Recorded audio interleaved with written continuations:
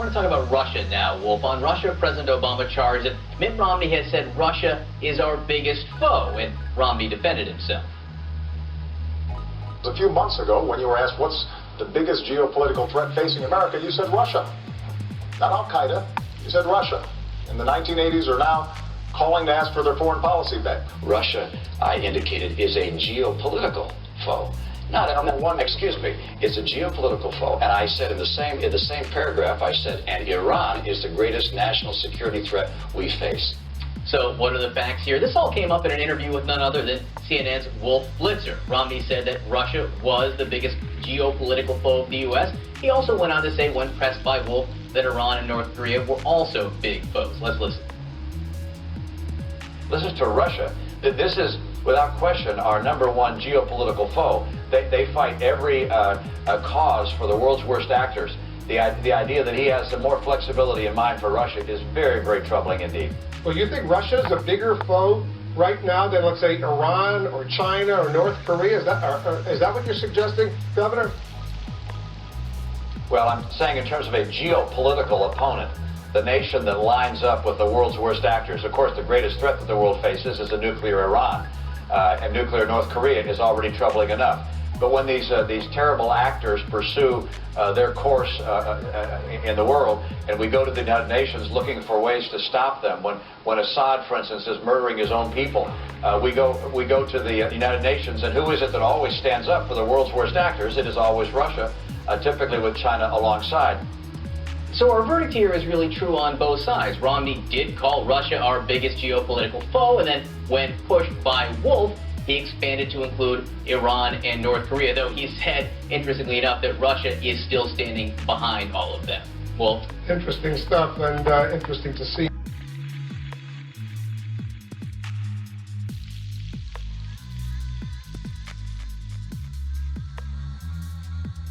If we can get into the facts.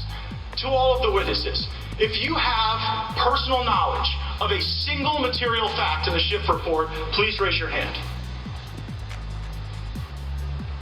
And let the record reflect. No personal knowledge of a single fact. And you know what? That continues on the tradition that we saw from Adam Schiff, where Ambassador Taylor could not identify an impeachable offense. Mr. Kent never met with the president. Fiona Hill never heard the president reference anything regarding military aid. Mr. Hale was unaware of any nefarious activity with aid. Colonel Vindman even rejected the Democrat talking point that bribery was invoked here. Ambassador Volker denied that there was a quid pro quo, and Mr. Morrison said there was nothing wrong on the call. The only direct evidence came from Gordon Sondland, who spoke to the President of the United States, and the President said, I want nothing. No quid pro quo. And you know what? If wiretapping of political opponents an impeachable offense, I look forward to that Inspector General's report, because maybe it's a different president we should be impeaching. Gentleman's time has expired.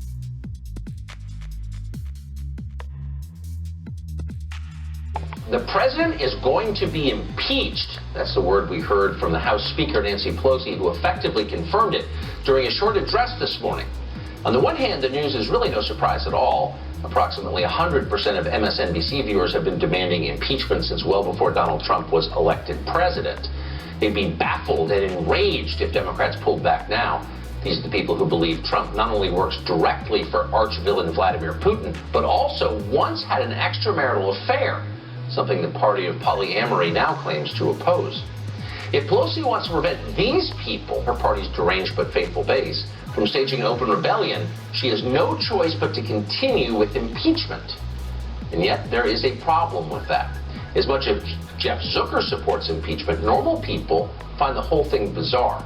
Even voters who don't like Donald Trump and didn't vote for him last time don't think he ought to be removed by Congress. For starters, they don't understand what the crime is. Something about Ukraine and Hunter Biden.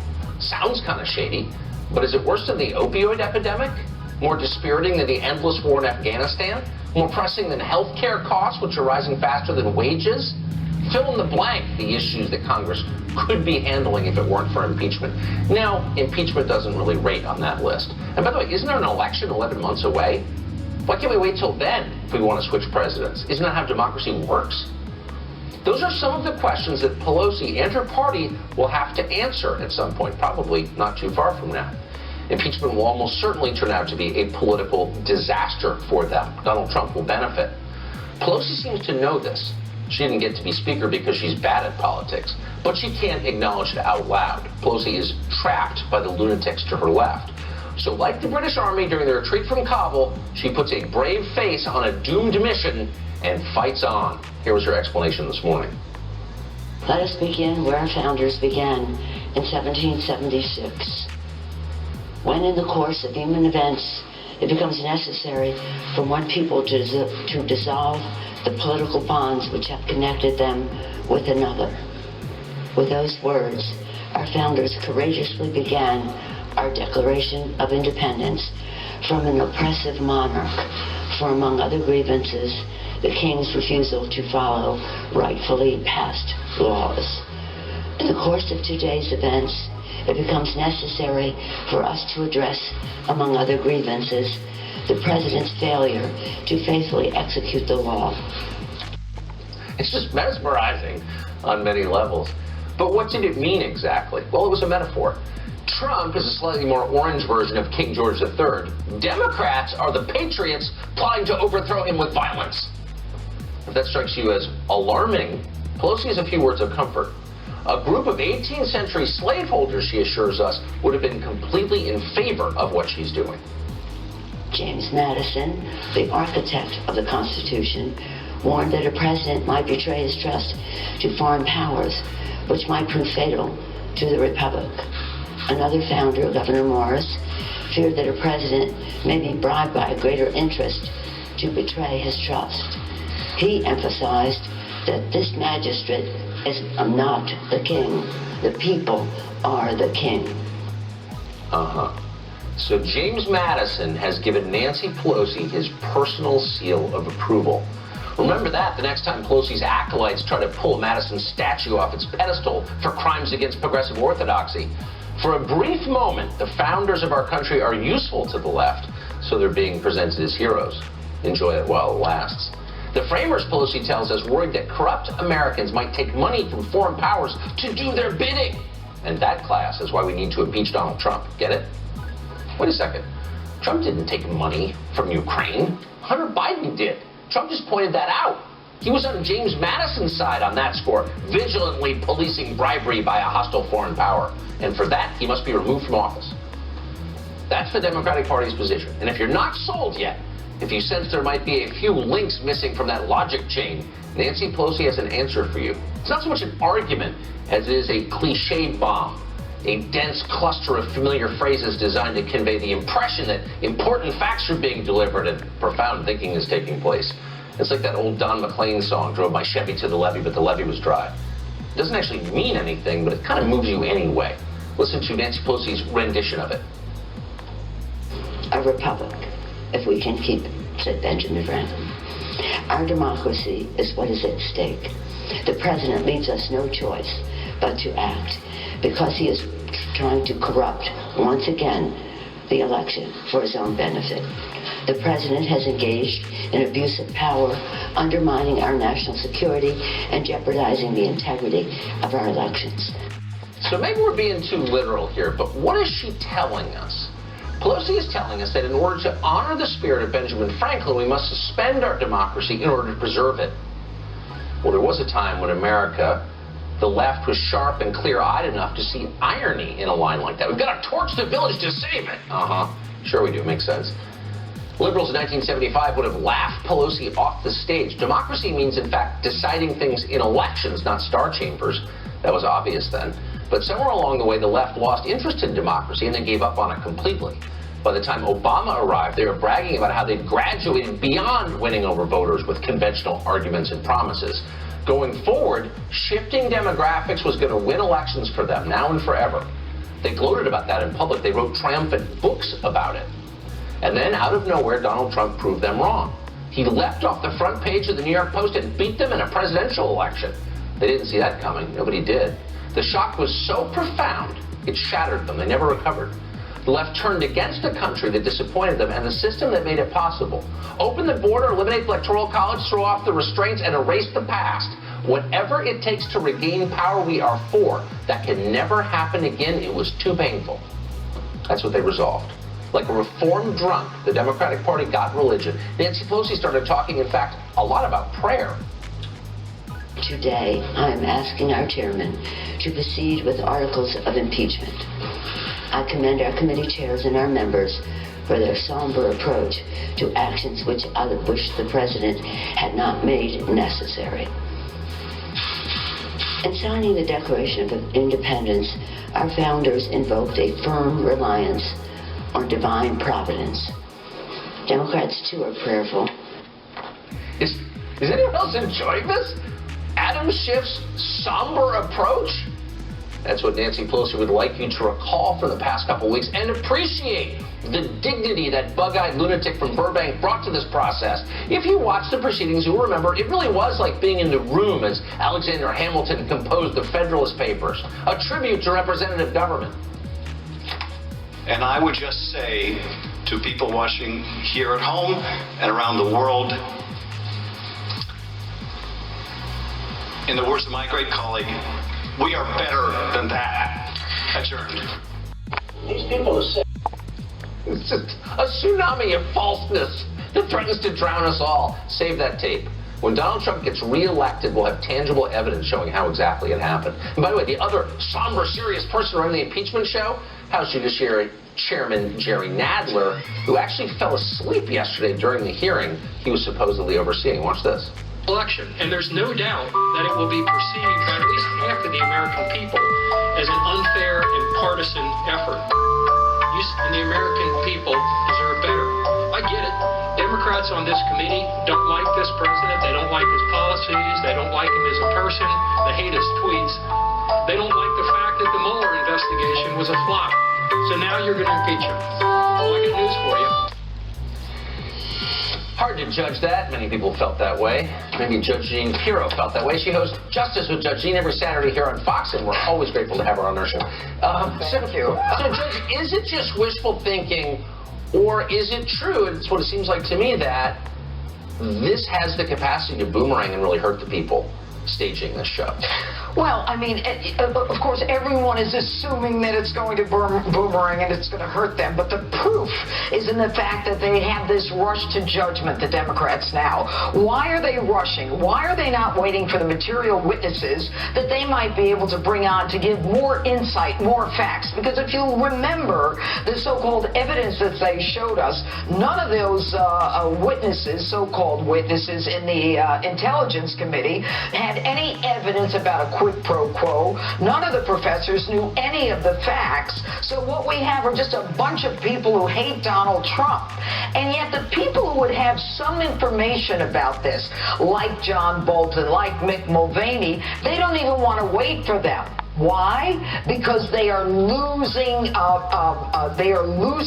their impetus now. The American public is starting to get tired of this. It makes no sense. There's no smoking gun. So now Nancy Pelosi is like, let's get this done, and let's get this done right away. Well, you know what? I hope they get it done right away, and I hope they start a trial in the Senate, and they put on Nancy Pelosi and Adam Schiff and Joe Biden, Hunter Biden, Chalupa, and all the players. Okay? You want a show? Let's put on a show. But here's the problem. Look, I've been a prosecutor and a judge. I mean, it's kind of like my wheelhouse a little bit. Yep. The bottom line here is there is no evidence. You have a bunch of Trump-hating people with this female professor who's going after Barron Trump, and people who couldn't pass an English course who say that when the president says, do us a favor because our country has been through a lot, he's really saying, do me, the king, a favor. We choose truth over facts. I mean, what English are these people? I almost feel guilty highlighting this stuff. I feel like a lot of the cable networks are sort of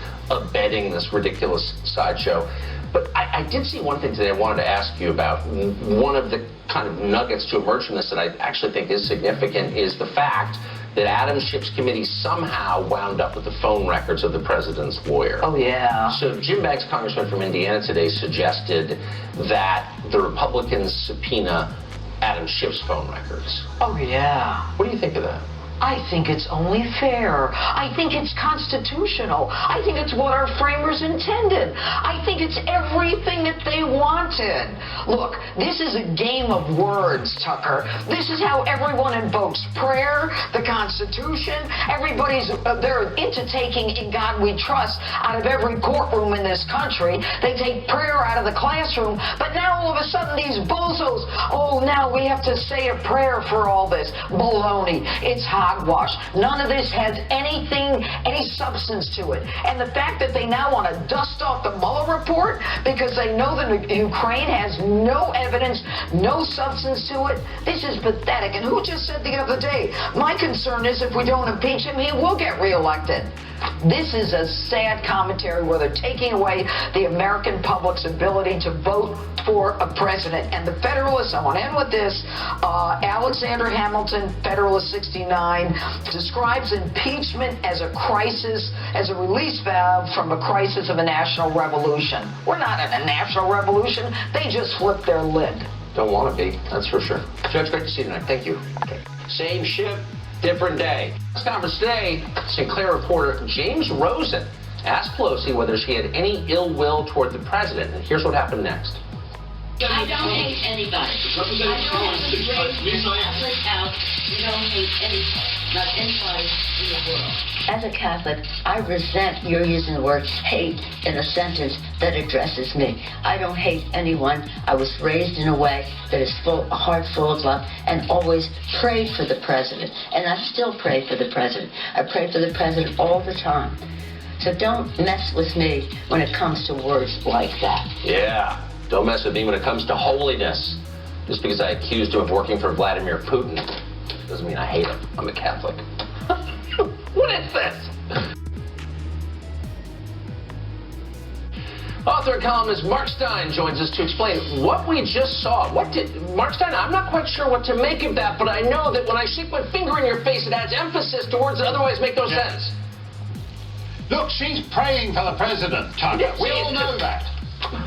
Now, look, I know that observing the ritual niceties of American politics requires stomaching a boatload of industrial-strength hokum, but you and I and 300 million people across the country know that Nancy Pelosi isn't praying for the president. But as Judge Janine was saying, this all goes to the pious faux originalism, that when you're going to impeach a guy, you stand up there, you say, blah, blah, blah, blah, Ben Franklin, Republic, if you can keep it, blah, blah, blah, James Madison, Federalist paper, James Federalist Madison paper, blah, blah, blah.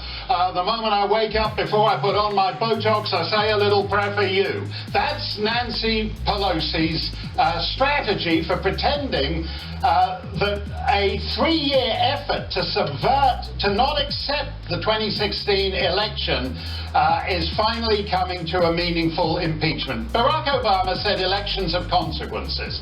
He crowed and gloated about that. Right. The Democrats are in this situation because they refuse to accept that elections have consequences. They claimed for 2 years that Trump was colluding with Russia.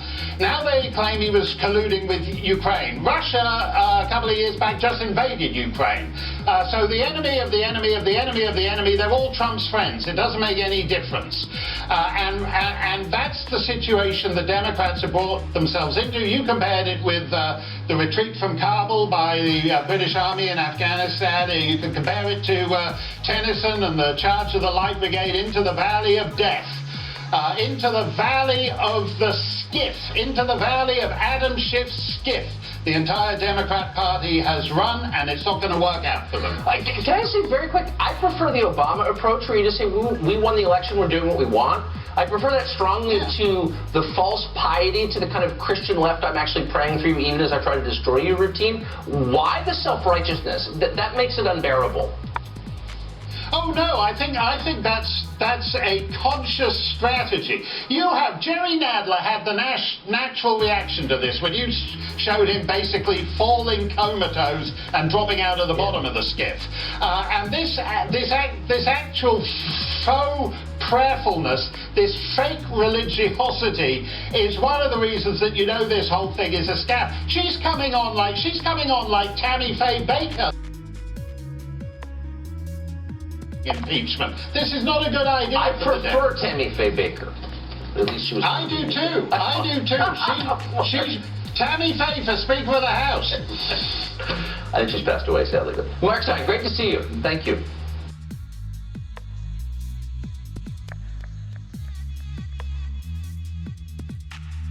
During this disastrous town hall, wow, couldn't believe this. A very agitated Joe 30330 lost it. He went off on an 83-year-old voter, an unhinged rant. He called the guy fat and then denied it, claimed that he's a damn liar, belittled this guy, suggesting that the man had a low IQ, and then he challenged him to a push-up contest and competition. So why did Joe snap?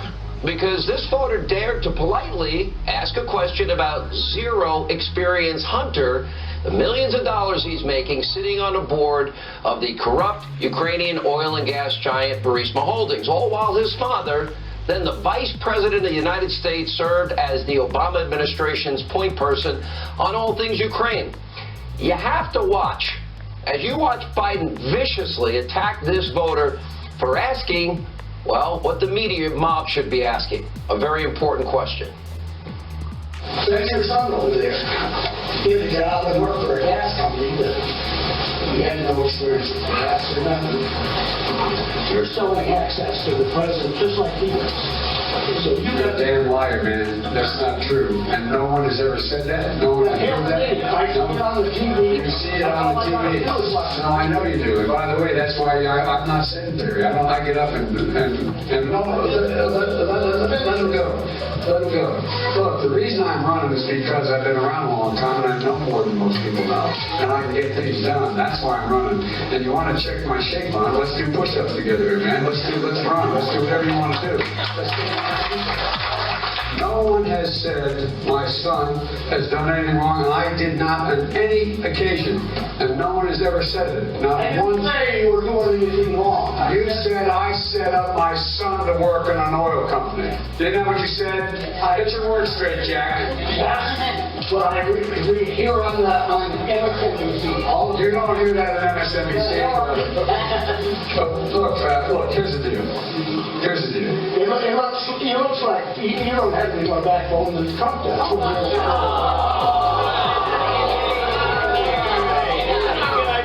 Let him talk. Any other questions? Yeah. I'm not voting for you. Well, I knew you weren't, man. You think I'm going to stand up and vote for you? You're too old to vote for me. These people are sick. Yeah, man, you want to have a push-up contest, Jack? Okay, how's he even a candidate? Voters be warned, you ask Joe 30330 about his very real Ukraine scandal, he might challenge you to a duel or maybe a push-up contest and call you fat, insult your intelligence, fly off the handle and lose it. But he definitely won't answer your question, and if the corrupt media mob ever gets their way, he'll never have to answer for his very real abuse of power. We all know, the evidence is there. Creepy, crazy Uncle Joe was right about one thing. You're not going to hear about this on MSDNC or fake news CNN or anywhere else in the mob media because they are state-run liberal TV. In fact, during a press conference following his meltdown, Biden wasn't once challenged as he continued to trash this poor guy, 83 years old, over and over again. Take a look. I didn't lose my temper. What I wanted to do was shut this down. You saw the reaction of all the people here. You saw the response. And so, I mean, it was... What did bother me is he wouldn't give the microphone back, and when he kind of pulled it away. And what I wanted to make clear to him was that you know, if he gets more out of control, this is not appropriate behavior at all. We choose truth over facts. He said, no, let him go. There it is, former vice president calling an 83-year-old guy stranger fat, a damn liar, insulting his intelligence. At the same town hall, the same one, Biden said he was in Ohio. He was in Iowa.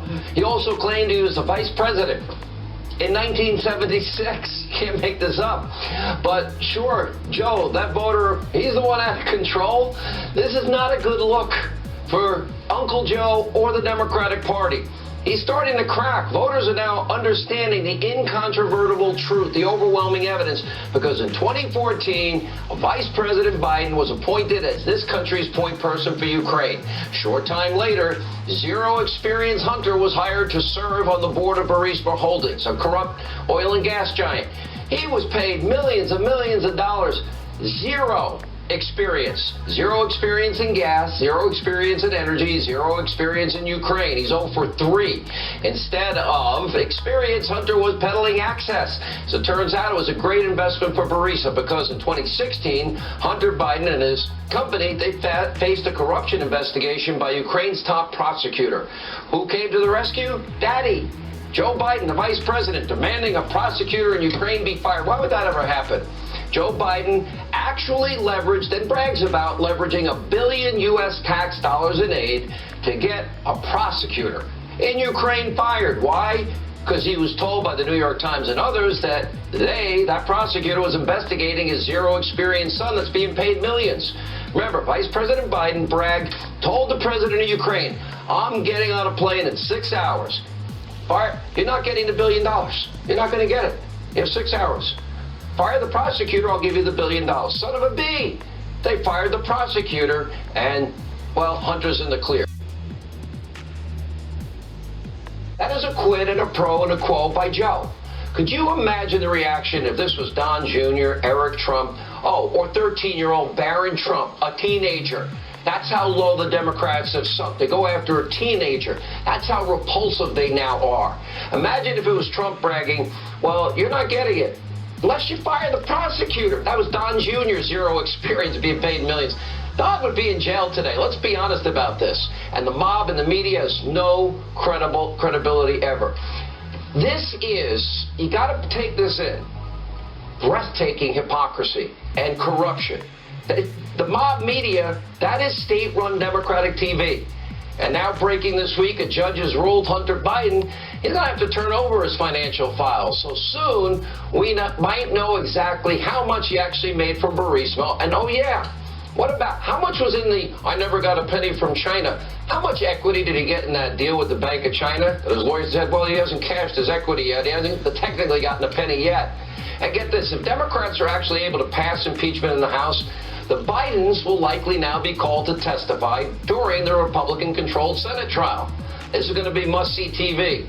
But Joe, 30330, is telling reporters he's not going to appear voluntarily. That's because quid pro quo Joe has a lot to hide. And also breaking tonight, this is a big story in the Wall Street Journal by their editorial board. Schiff's broad definition of bribery would mean that Joe could also easily be impeached. Louis Gohmert, my radio show today, said that would actually be a real insurance policy.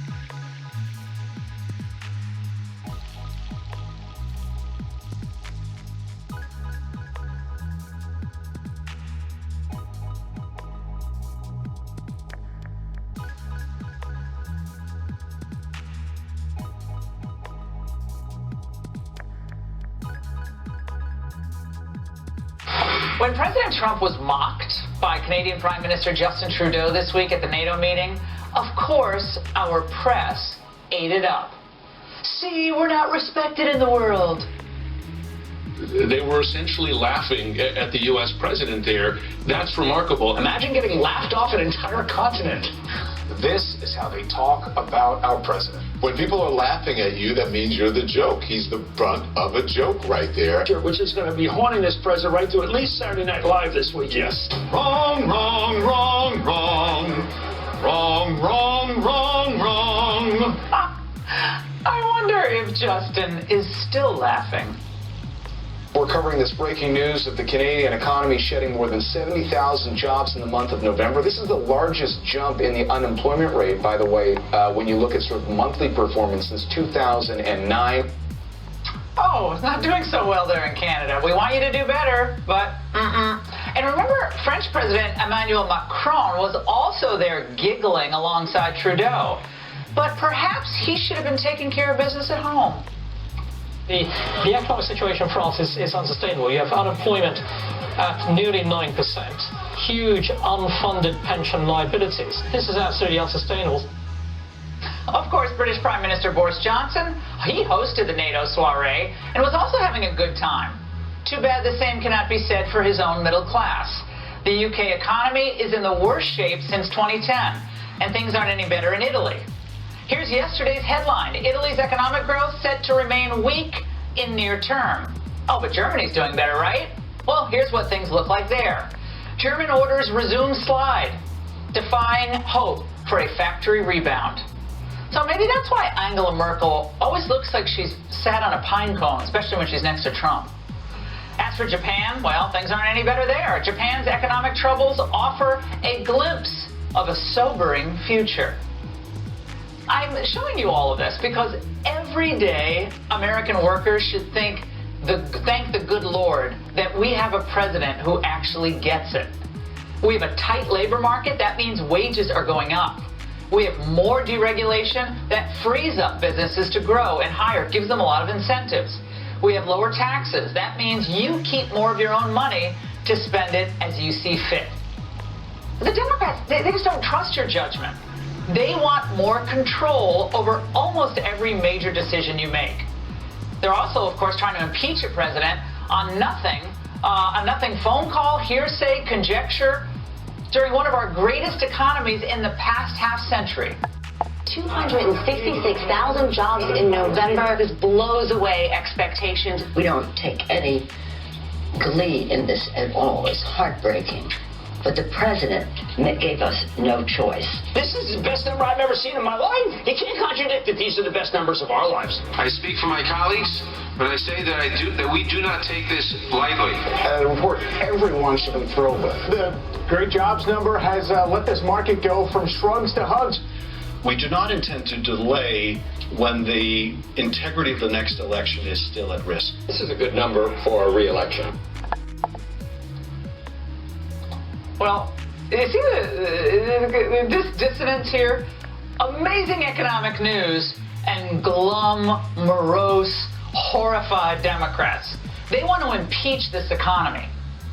I'm glad the White House dismissed Democrats' 5 p.m. deadline for cooperating on impeachment today. Why do I find it hard to take, Pelosi, Nadler, Schiff seriously? Because they're fundamentally unserious people. Bloomberg gave it all up yesterday in an interview. They know they can't win with Biden and the gang. That's why he jumped in. Their entire 2020 campaign strategy consists of one word: impeachment. They're just not serious about working on important issues that could actually improve your life. Not USMCA, not prescription drugs, not infrastructure, despite Pelosi's claims to the contrary. We have 275 bills. As I said to you, legislate, investigate, litigate. She should have added regurgitate. Okay? It's the same thing over and over again. It's a farce. In 2018, moderate Democrats campaigned on this idea that they would work with the president on key issues. But they've only worked to oust him. They should all be tossed out. None of the 2020 Democrats argue that they can do a better job on the economy. They can't. They don't even really try anymore. When they're not pushing a totally baseless impeachment, they're catering to groups like Planned Parenthood, the NEA, CARE, and of course the EU. And the EU, by the way, loves them because the EU can play them. This has been a phenomenal week for the president and for the country. He was derided by the elites on the international stage and by academics on the domestic stage. And he ended it with a Sacco economic report that is the envy of the world. The Democrats aren't mad because President Trump's policies aren't working. They're seething because they are.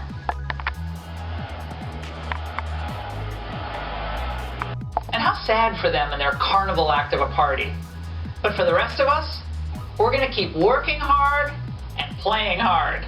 We're going to be counting our blessings and staying focused on what really matters, especially this time of year: faith, family, and our country. And that's the angle.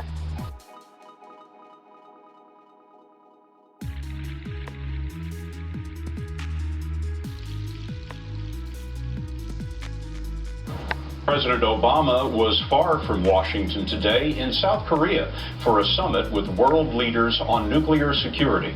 But he couldn't escape presidential politics, not after a live microphone picked up a comment that he made to the Russian president.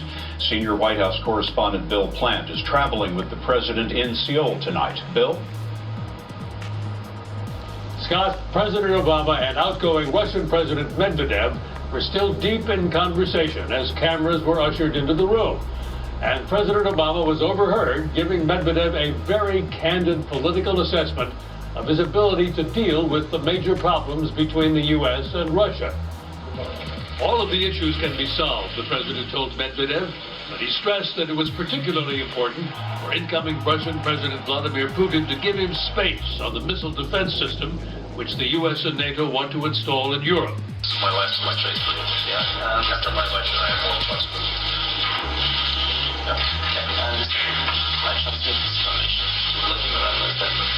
Republican presidential contender Mitt Romney said the overheard remarks signaled that the president plans to cave to Russia on missile defense. That is an alarming and troubling development. This is no time for our president to be pulling his punches with the American people. White House officials shrugged off Republican criticism as campaign rhetoric.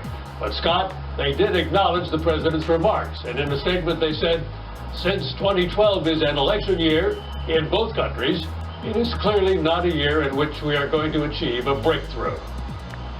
Bill, thank you. These people are sick.